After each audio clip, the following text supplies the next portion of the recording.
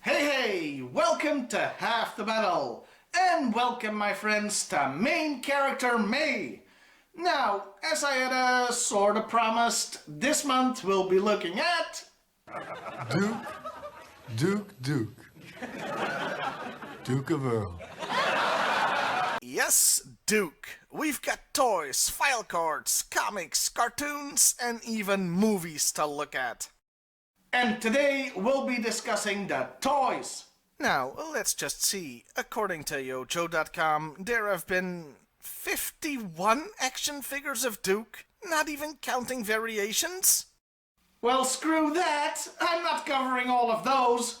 So today, we'll only be looking at all the versions from the original line. And next week, it's a selection from later years, if they are notable or funny or awful enough.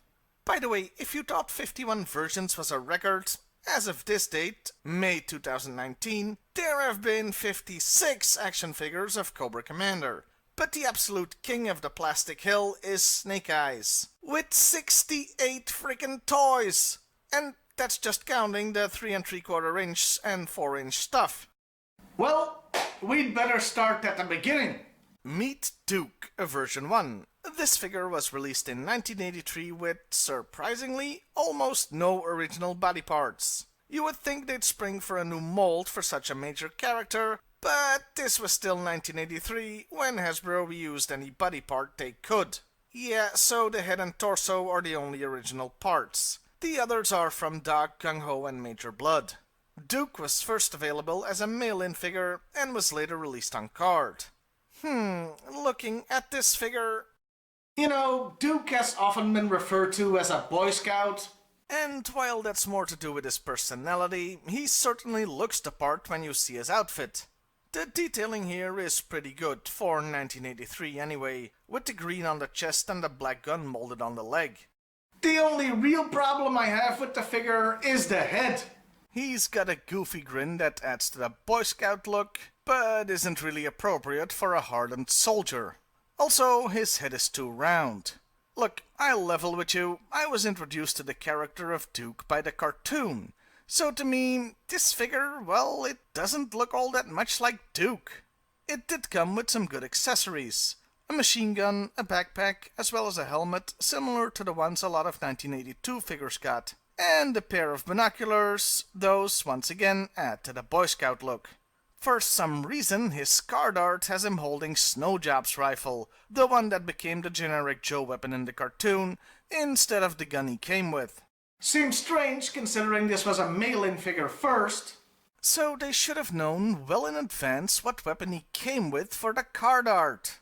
By the way, there were like 5 different variations of this figure with minor paint or even body part changes, depending if you got an early mail-in version, a later mail-in version, or a carded one. But the differences are so small, I'm not gonna bother getting into them. There was even a Chinese version, but even that was mostly identical to the original, with slightly different arms and waist, but nothing really notable. Overall, well, the head could have been better, but they did a pretty good job here for the most part, especially for an early 1983 figure. I should also mention the reason I first saw Duke in the cartoon is that this figure was never released in Belgium, so my first exposure to a Duke toy was version 2. This one.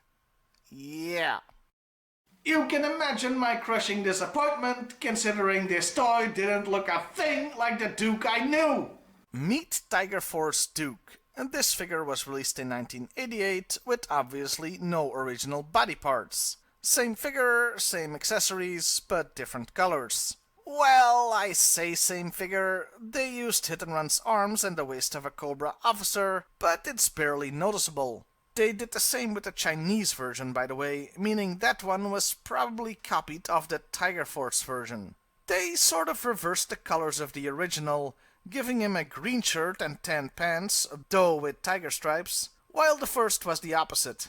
I don't have anything against repaints, providing they're done well. Let's not revisit Interrogator here, and this one is mostly fine. A good subdued look, especially for Tiger Force. So the figure is pretty okay. Except for one thing. They turned him from a blonde into a brunette. I mean, why?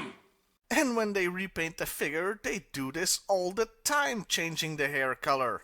Look, new colors for a uniform, that I can understand. But why the hair? It doesn't make sense from a character standpoint. Hell, they even do this when it's not a repaint. For example, just like Duke, Hawk went from blonde to brunette. In this case, it was done to make him more distinguished from Duke, making the Tiger Force version even more baffling, since now they have the same damn hair color again. Objectively, this isn't a bad figure, but to me personally, it'll always have a black mark against it, since it was my first Duke toy as a kid, and it looked nothing like Duke.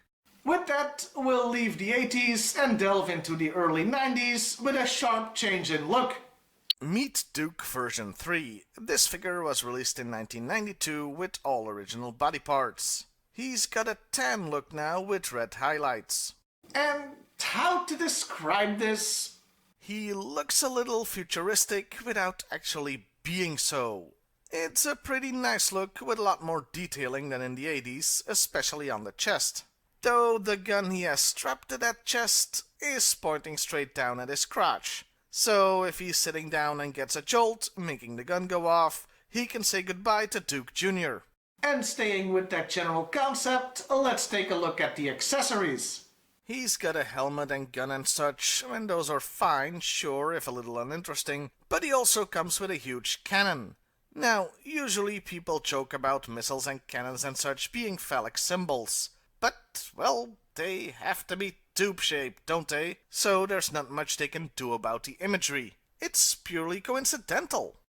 In this case, however, they put a seat on the cannon. He is literally supposed to have the thing between his legs as it fires. Yeah, there's no way that's accidental. What were they thinking? The figure itself is quite good, really, though you will note a shift from a generally military look to seeming more desert-orientated. I wonder why that is. Maybe the next toy will shed some light on this. Oh, there it is. Now it all makes perfect sense. Meet Duke version 4. This figure was released in 1993 with all original body parts. And again, he looks ready for desert combat. So why is that?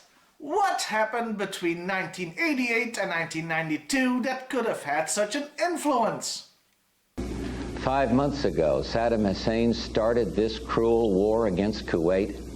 Tonight, the battle has been joined. Oh, right, the first Gulf War. Yeah, Operation Desert Shield and Desert Storm were considered huge successes for the US and allied nations, so Hasbro thought, hey, let's profit off that. Classy! Though, to be fair, they were far from the only company to exploit the Gulf conflict. President Saddam Hussein did not invade Kuwait. He conquered Kuwait. And the less said about that right now, the better. As far as this toy goes, well, the figure itself is fine, but it looks like a generic US soldier as seen on footage from the Gulf conflict. He just doesn't look like Duke. There's nothing to set him apart as being the character of Duke. Hell, you could army build with this toy and nobody would be the wiser. And those were the toys. These were the only figures of Duke in the original line. I am of course lying because I want to avoid what comes next. Yeah, there were 2 more toys in the original line that we have to look at. And for them, we must leave the desert wars of the early 90s and head into... Space, the final frontier. Yep, because the last 2 figures are from G.I. Joe's own Space Force, Star Brigade. Meet Duke version, what the hell am I looking at? No, really, the hell is this? I actually got writer's block trying to come up with something to compare this to. The closest I got was professional wrestler that's also a robot. Anyway, meet Duke version 5. This figure was also released in 1993 with, 1 original body part. And I sense some of you may want an explanation for this, thing. In 1993, the Joes got their own space sub-team called Star Brigade. Some were regular figures, but others were, well, these things, called armor tech figures. The idea was this was high-tech robot battle armor for fighting in space. And just saying that makes my head hurt. All these armor tech figures shared body parts, so the only original part is his head. Hasbro, whose motto is "a penny not spent on toy design is a penny earned." As for Duke himself, well, where does the human body end and the suit begin? It's the same height as a regular figure, sort of, but where does his left arm go, considering it's a missile launcher? Is it like tucked inside his torso? That can't be comfortable. Also, the color scheme is half black and half blue. Did Two-Face design this thing? Overall, yeah, I don't like it. But I will say this does look like it would be a ton of fun for kids. And that was really the point at the time, wasn't it? So I can't say I hate this thing. One weird quirk of this figure is that it has a hole in the back, like most G.I. Joe figures. But there isn't a screw in there, so you can't take the toy apart easily. In other words, the hole serves no purpose whatsoever. It's just weird, you know? With that, we come to the last figure of Duke in the original line, and it's also from Star Brigade. Meet Duke version 6. This figure was released in 1994 with some original body parts. The waist and legs are from Skycreeper, and have much improved color here. And you know, I always thought this torso was just reused from Barricade, but when doing research for the episode, I found out that no, they look very similar, but the torso and arms are completely original. The figure itself, well, it looks okay. I mean, it's still a guy in futuristic space armor, but better than the last version. There is a shocking lack of detailing on this figure though. Not counting the head, he has just one paint application, the green on the gloves and legs. Everything else is just the molded plastic colors. And this was 1994! They could have done so much more! Where this toy really falls down, though, is with the accessories. Specifically, the backpack/helmet combo. It's both clever and incredibly stupid. The helmet attaches to the backpack on a hinge, so you can lower it onto the head using that. It's actually a pretty neat play feature. Or it would be if it wasn't for two things. One, it looks like he's wearing a fishbowl on his head, and two, his neck is still exposed. And I have it on good authority that astronauts will vehemently object to having to use spacesuits that leave skin exposed, especially around the head region. So yeah, that's a design fail. And it could have been done right so easily. Just have the torso form a seal with the helmet, like you see with, for example, the Tuxo Viper. But no, the cold vacuum of space is no match for Duke's chin, apparently. Hell, say what you will about the armor tech version, and I just did, but even that figure had a helmet that formed a seal with the suit. Overall, the figure is mediocre, but the helmet drops it to being ridiculous. And those really were all the Duke figures that were from the original line. And honestly, I'm not too fond of any of them. Objectively, the original is probably the best, but it still isn't really Duke to me, due to how I first got to know the character. The other normal Dukes are okay, while the space ones are hilariously awful in their own ways. The non-space ones are fine, but I still went ahead and made my own Duke figure when I started collecting, so that's Duke to me. Next week, we'll be taking a look at some of the figures that came out after the original line. Starting with the 1997 version. May God have mercy on us all. Meet Duke, version 7. This figure was released in, you guessed it, 1997, with no original body parts. And it's atrocious! This is the worst version of Duke ever! Look, the 1997 Toys R Us Collector's Edition line was supposed to be a love letter to the fans. But due to various production issues, it ended up being a Cleveland steamer to the fans. I wouldn't Google that if I were you. So why is this thing so bad? I mean, from a distance, it looks okay, right? Well, much like roadkill is just an unidentified blob on the road at a distance, when you get up close, you see just how stomach-churning this really is. First of all, this toy was nicknamed Drunk Dookie by the fans at the time, because of his eyes. Yeah, dude looks like he's on the bender to end all benders. And that's how the fans remember the thing, but it's just the beginning of this toy's problems. There's the color scheme. They made his hair brown again, which is a baffling choice considering this collector's edition set was supposed to celebrate the original toys and characters. Also, these are the ugliest pants I've ever seen in my life. And the color of the shirt isn't doing old Duke any favors either. Then there's the detailing. Some of it is admittedly fine. There are some good paint applications on the chest, for example, but the shoulder rivets aren't painted. Okay, even for me that's a small nitpick, but this next thing isn't. He's wearing a wristwatch that's unpainted. How do you, as a toy designer, miss that? It makes him look like he's got the world's most appropriately shaped tumor on his arm. Oh, and they use different body parts again. His arms are from Gung Ho this time, but since I didn't complain about reused parts on the original, I'm not gonna do that now either. Finally, this complaint I can't really show you on a photo or in a video, but the plastic they used for this figure, well, it's very rubbery and it feels really cheap and flimsy. Honestly, if you didn't know any better, you'd swear this was a cheap knockoff figure. So yeah, worst Duke figure ever. And while the fans call him Drunk Dookie, I'll simply call him Dookie.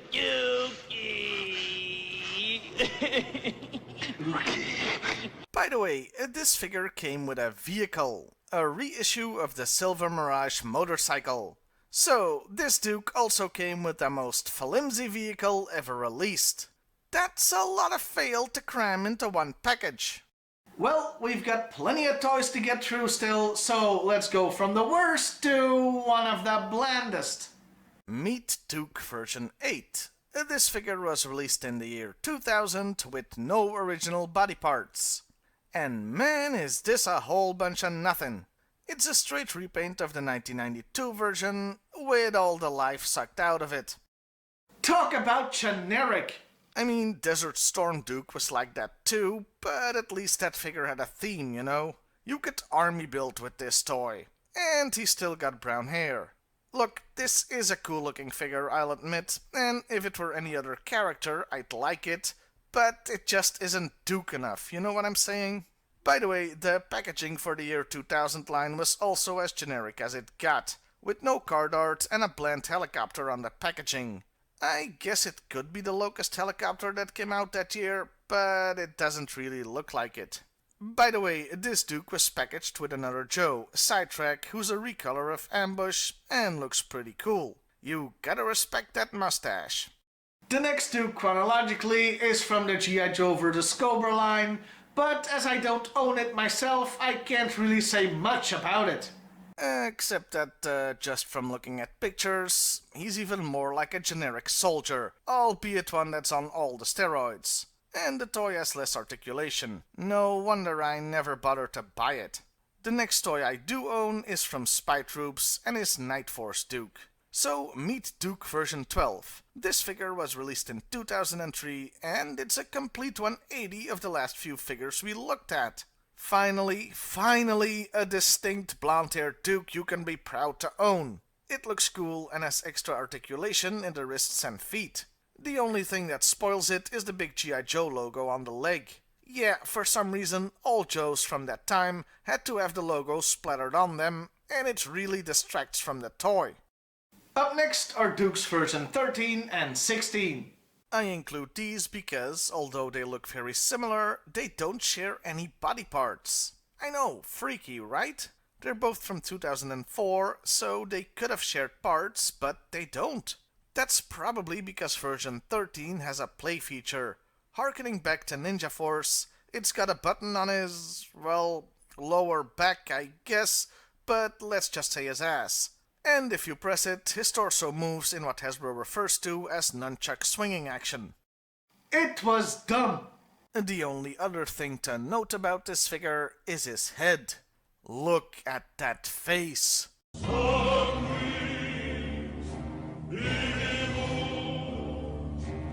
Now that is a 1,000-yard stare. That's the look of a man who knows people are gonna press a rod up his ass forever. The Virgin 16 is a perfectly normal figure, though he does have a very tiny waist, like an anatomically impossibly thin waist. And of course, both of them have a huge G.I. Joe logo on their backs. Moving on. A Version 14 here was also from 2004. Seriously, there were like 6 different Dukes released in 2004 and we're not even done yet. This one was a Walmart exclusive figure, and it has the body of a Snake Eyes figure with Duke's head. He's got a desert thing going for him, and he's fairly uninteresting. I only include him to showcase how many Dukes there were in 2004. Speaking of which, meet Duke Version 15. This is a repaint of the 1997 version, since nightmares from the past like to come back to haunt us. This figure was part of the Toys R Us exclusive Anti-Venom Task Force set. Man, G.I. Joe was on fire in the early 2000s! I bring this figure up because of the head. Due to the paint and plastic used, he looks really unnatural, like an Uncanny Valley mannequin head. It looks so lifeless. What is it with 2004 Dukes and their faces freaking me out?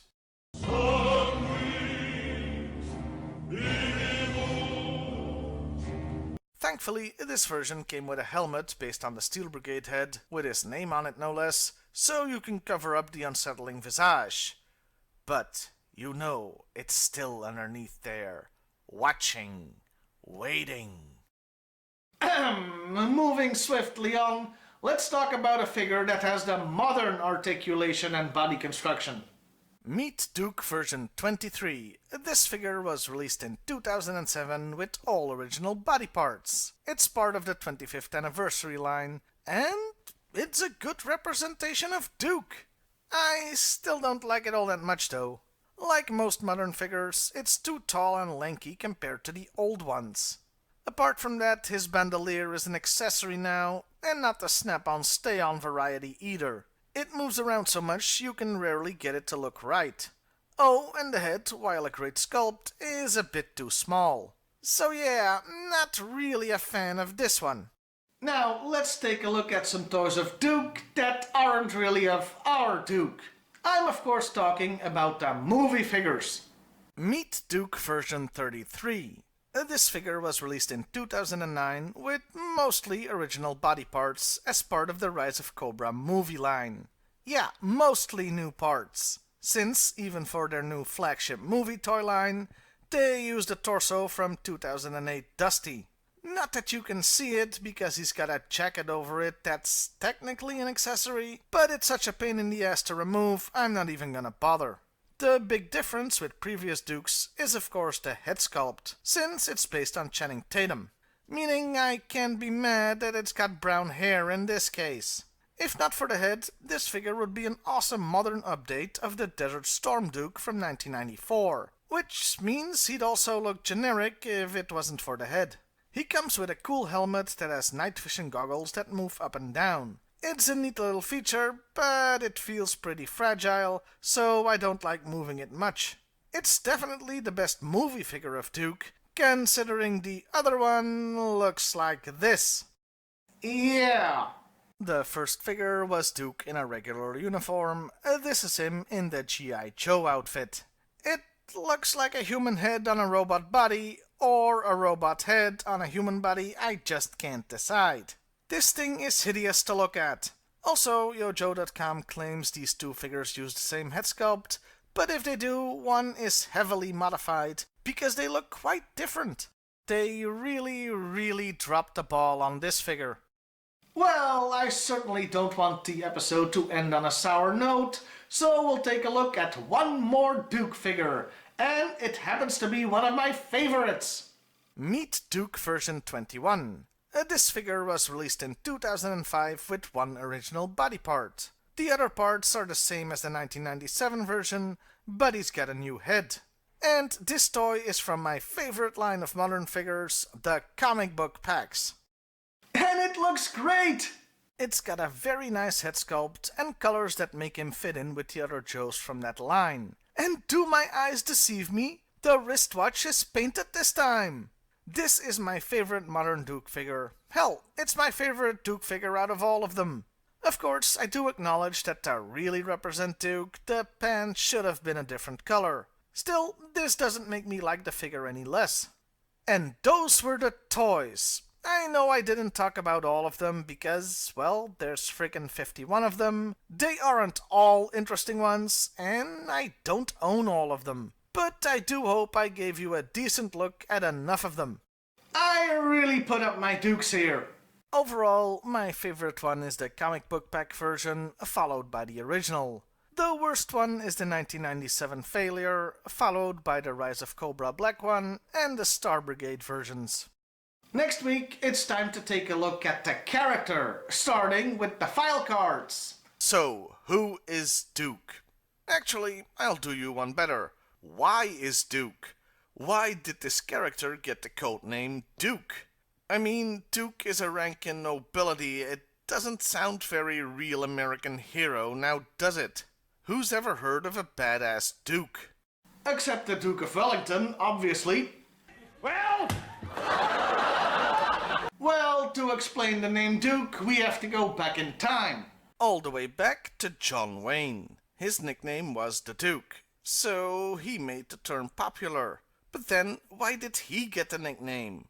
Well, because it was the name of his dog when he was a kid. Yeah, he and Duke the dog, who was a very big Arundel Terrier by the way, were so inseparable they called him Little Duke, and considering his real first name was Marion, he didn't really object to that. So it's a we named the dog Indiana situation. In fact, this was probably the basis for that gag. And that's where Duke got his name. From John Wayne's dog. Anyway, his real name is Conrad Hauser, and his rank is E8 or Master Sergeant. The file card says he enlisted in 1967. That would make him around about 70 years old now. At the time this video is made, anyway. Yeah, feel old yet? He was already fluent in 3 languages then, and learned Chinese in the Army's Special Language School. He joined the Special Forces, went through 4 Special Forces schools in fact, and operated in Vietnam during the war.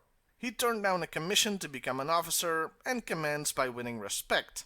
On this first file card, he is the acting First Sergeant of the G.I.Joe team. Yeah, acting! But I have a feeling that the position became permanent over the next 30 years or so. The card also states the reason why he turned down a commission.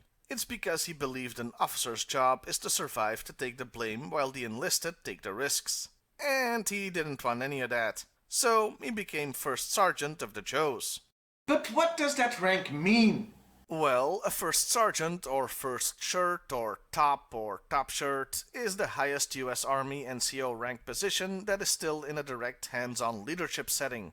They are in charge of all the enlisted of a unit, up to the size of a company. Often, a commanding officer will give a First Sergeant duties and authority usually reserved for officers, even if said officers are present.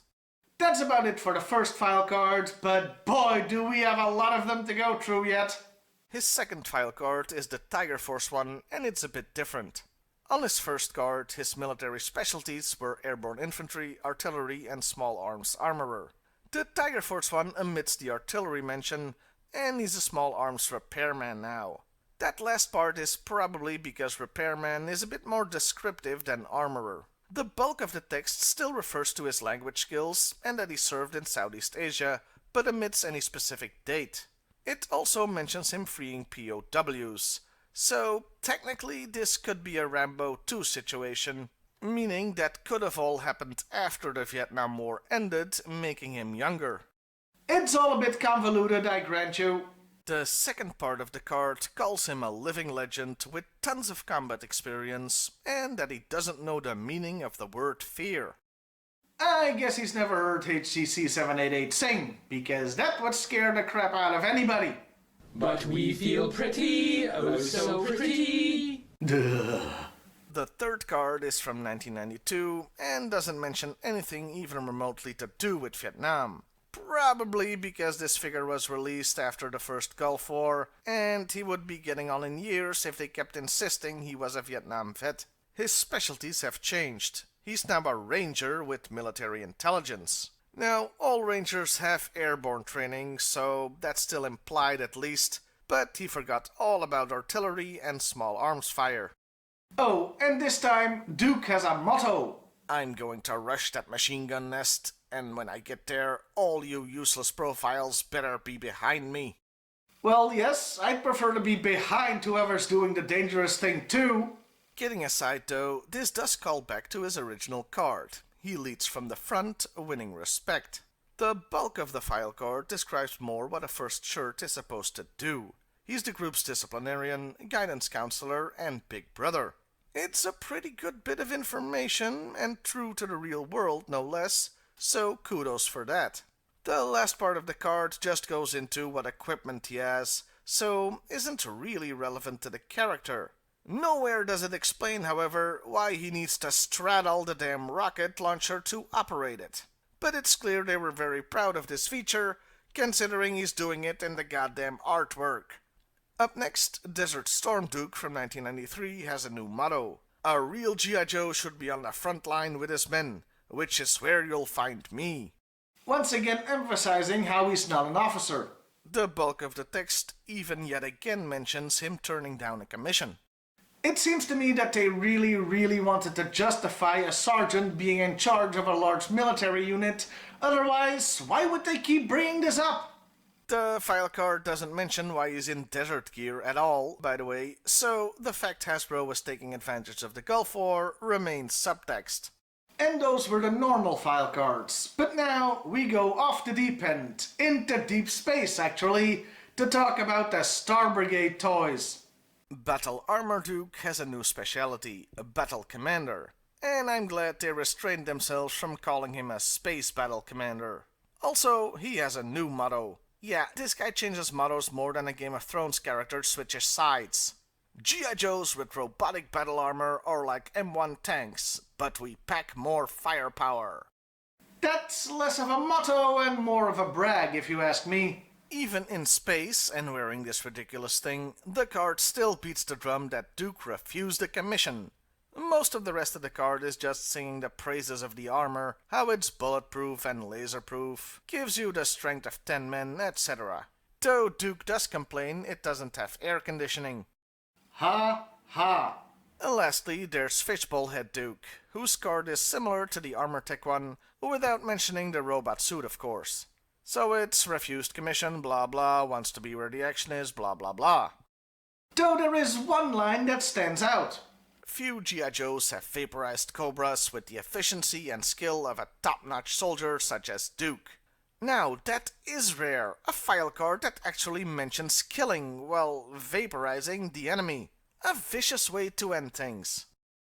And those were the cards from the original line. Now, we'll take a look at a select few from later years to see if anything significant changed. The 1997 file card is very detailed and easily the best thing about this horrible figure. But even here they managed to screw up. They give his rank as E9, which is Sergeant Major, while he's supposed to be a sergeant. In the main text of the card it even says he's a first sergeant. The card itself retells much of the original, though avoids specifically mentioning the Vietnam War or any date. It says he's the best field commander the Joes could have, and of course we can't go one card without mentioning he turned down commissions. The card from 2000 is the first one in ages to not make note of him refusing a commission at all.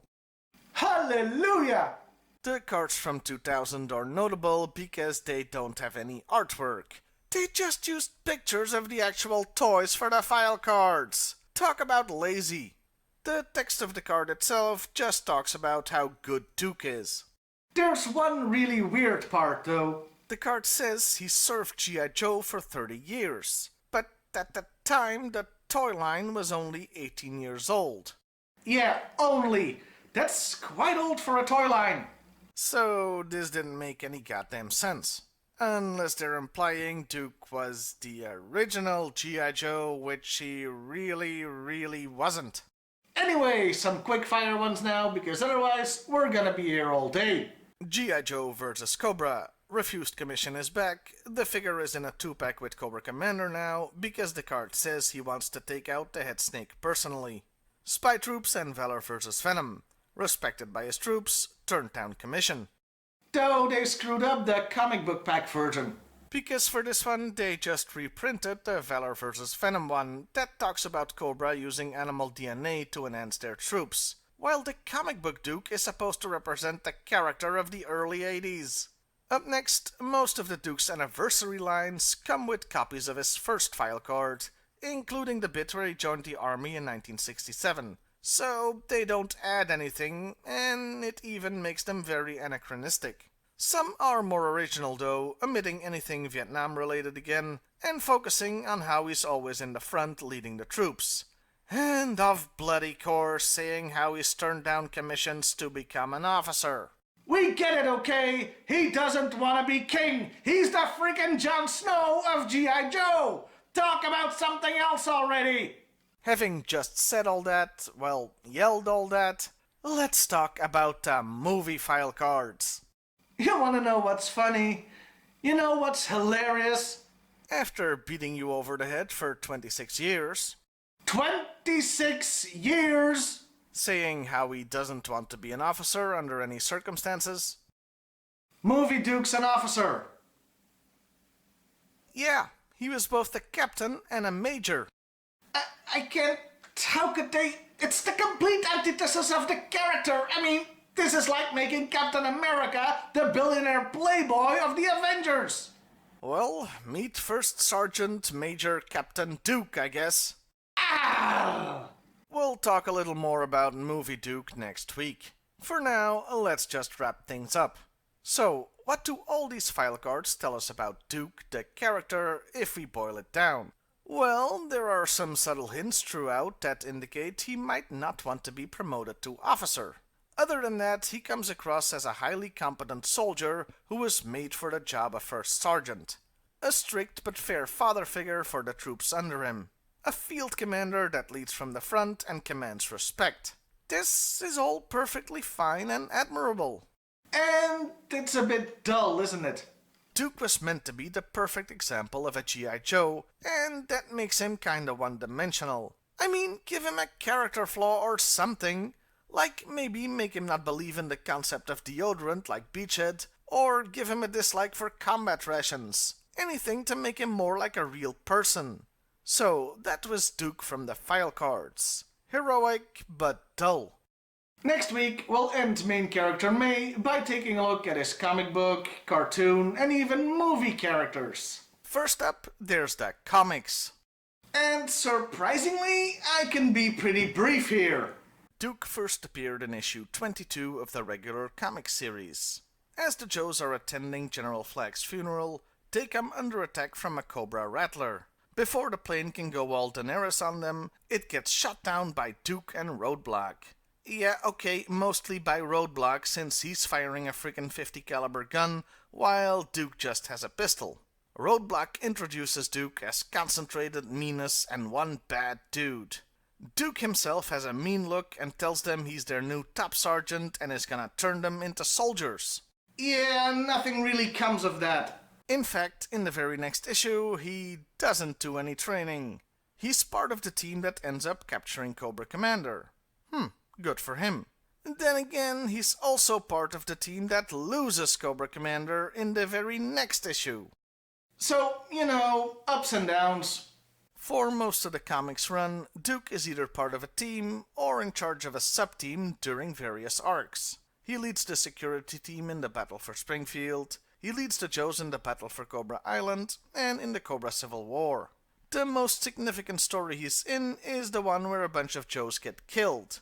He's the leader of the captured Joes, and while most of them bite the dust, Duke survives. Yeah, he's good at that. You'll note how I've been describing him. He was part of a team this and led a team that, but there's no focus on Duke himself. Well, that's because he wasn't all that important in the comic, especially not as first sergeant. Hell, he only gets to really fulfill that role in one issue, number 82 in fact. That's 60 issues after his debut. But since it's one of my favorite issues of the whole original comic series, I'm willing to forgive that. In the story, we follow a bunch of recruits on the last leg to becoming full-fledged Joes, and Duke is in charge of their training. And he acts like a first sergeant. Tough, unforgiving, a real mean a-hole. Issue 82 honestly has the best depiction of Duke, and it's worth reading for the story alone. There were, of course, reasons why Duke was just sorta there in the comic. For one thing, it was an ensemble comic. Well, for the good guys anyway, and until it became G.I. Joe starring Snake Eyes, but let's not get into that right now. For another thing, Larry Hama never really liked Duke. To expand on that point, in an interview with a toy magazine, Larry stated that he never really knew what to do with Duke. The character was supposed to be the first sergeant, and that meant he was supposed to be an a-hole, like you see in his first appearance and in issue 82. But for Hasbro, Duke was to be the poster boy for G.I. Joe, so he had to be likable. And so Larry Hama had him just sorta be there, without putting him in the spotlight much. I have a sneaking suspicion that Larry wanted to kill off Duke in that story where a bunch of Joes got killed, but was vetoed by Hasbro. And that's why this comic section is kinda short. There's honestly just not that much to say. The fact that Hasbro considered Duke the guy for G.I. Joe became apparent in the cartoon series, where he was very much a main character. In the opening intro of the first cartoon series, he's the very first character you see, yelling "Yo Joe" and then running at the camera. Yo, Joe! G.I. Joe is there! And here's a bit of trivia for you. In the very first episode, the Mass Device 5-parter, we get this line right at the start. Didn't you read my green sheet? Man of action. This is a throwback to the 70s G.I. Joe, where one figure was called the Man of Action. Duke was also called that on one of the later file cards. I forgot to mention that last time.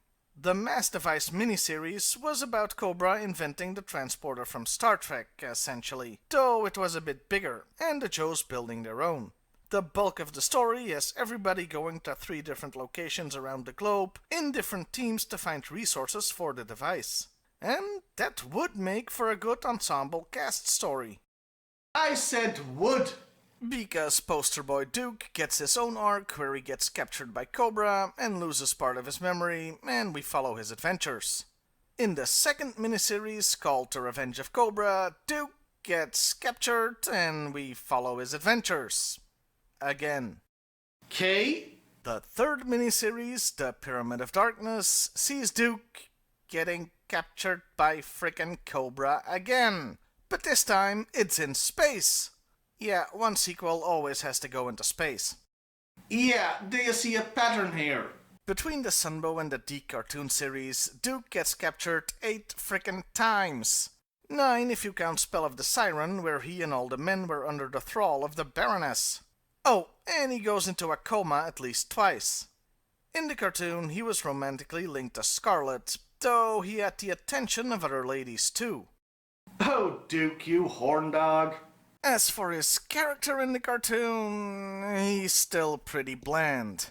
Like I said, they really wanted to make him the poster boy for G.I. Joe, and his cartoon character reflects that. Meaning he has to be pretty flawless, so the only way to make him interesting is to have him get captured a bunch of times. And for the first season of the cartoon, he was the only one in charge of the Joe team, even though people like Flint outranked him. Sure, the Joes took their orders from various generals that appeared on screens, but Duke was in charge. The Joes' command structure was weird. In the second season, that changed as General Hawk was introduced. Now, if I was in charge... But you aren't, Beachhead. First comes Hawk, then Duke, then me, and finally you. Though this command structure seemed to change a little bit in a later episode, with Duke being equal to Flint, and Slaughter was folded in. General Hawk is only the apex of the G.I. Joe command structure. Beneath him is an equally strong and competent cadre. All that isn't even touching the Deke series, where whoever's toy they were trying to sell was in command in any given episode. Hawk, Duke, Captain Gridiron, Sergeant Slaughter, everybody gets a turn. Honestly, you could do a whole video on the rank structure of G.I. Joe, and maybe one day I will. Duke's most notable moment comes in G.I. Joe the movie, where he dies. Oh, come on, he totally does. Joe. He's gone into a coma. Yo, Joe. No, they added the line in post that he went into a coma. And I remind you, he's gone into a coma before, and nobody was crying then. Well, maybe Beachhead crying tears of joy because he went up a notch in the command structure. That's always a possibility. A lot of you already know this story, but for those of you who don't, here's the history in a nutshell. Hasbro had given the okay for Sunbow to kill off Duke, to pave the way for Falcon taking over as field commander. But before the G.I. Joe movie came out, there was the Transformers movie, where they killed Optimus Prime and a whole bunch of others. The backlash to this robot massacre was so great, they got cold feet and had Duke survive the snake staff clearly going into his heart. Yeah, there was a real backlash. And this was before the internet existed. Nowadays, if I'm unhappy with a movie, I can just tweet at the people involved. But back then you had to write letters or make phone calls and stuff. Anyway, that meant Duke was back for the Deke series, and Falcon, instead of becoming the new poster boy, was relegated to one appearance. As a drug addict. No, I'm not kidding. Falcon, who in the cartoon, and only in the cartoon, was Duke's half-brother, got addicted to drugs. This made Duke so mad he had the Joes team up with Cobra to fight drugs. It went about as stupid as you'd expect. Yuck! What is that, Cobra dandruff? That's me! And that was Duke in the cartoon. It's telling and sort of sad that the most interesting thing about the character is that he was supposed to die once. Other than that, he's just a poster boy hero, and I don't think the audience deserved that, or needed that right then. That leaves us with the live-action movies. Oh boy. Okay, first of all, Duke doesn't start off as a Joe. He's regular army who gets saved by the Joe team and then wants to join them. And you know what? I would have been on board with that. A movie about Duke joining the Joes and slowly earning their respect to end up as their field commander? Hell yeah! Great premise! But that's not what happened. Yeah, because this movie wasn't called The Rise of Duke. Instead, what happened with Duke is that everything surrounding him was extremely convoluted. Instead of Duke earning the respect of the Joes through his actions, he gets on the team because he knew the Baroness. Because they used to be engaged. Oh, but it gets worse. We later learn that the Baroness is the sister of Cobra Commander, who was also Duke's best friend. And he ends up redeeming the Baroness in the end. You got soap opera in my action movie! Oh, and of course, Duke gets captured at some point. At least some things never change. But hey, at least this Duke had flaws. In fact, he's a bit of an arrogant a-hole, but in a good way. And hey, he had a character arc. It was a stupid one, but it was there. And then retaliation happened.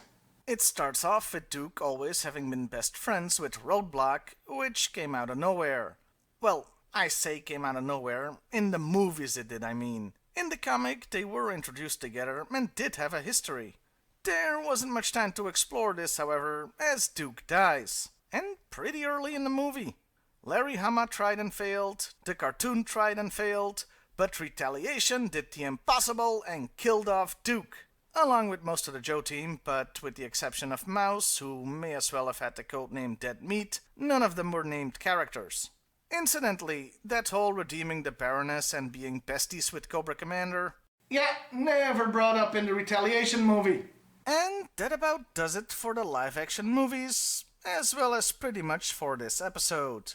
There are some portrayals of Duke I didn't talk about, like the Renegades version or Sigma 6, but since I've never seen those cartoons, I can't really comment. And that was Duke, the whole friggin' thing. Some good toys, some bad ones, boy were there bad ones. And while there was plenty to say about the character, overall his blandness as the poster boy for a real American hero could not be disguised. That wraps up main character May. I hope you enjoyed this in-depth look at a single character, though I really thought I'd have more to say. Next year we'll take a look at a more interesting and unique one. As for next week, well, to be honest, this month has been a bit exhausting, so I'm gonna take it easy, but I will have something for you. Well, I'll see you next time, everybody, and hey, why not like, share, and subscribe if that's your thing.